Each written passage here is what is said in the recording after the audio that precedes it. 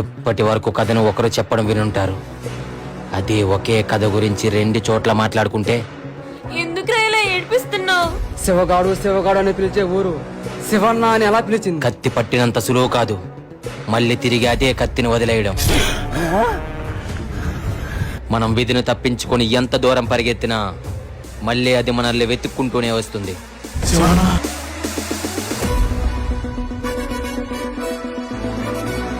మీరేం చెప్తాండ్రో అర్థం కావట్లేదండి.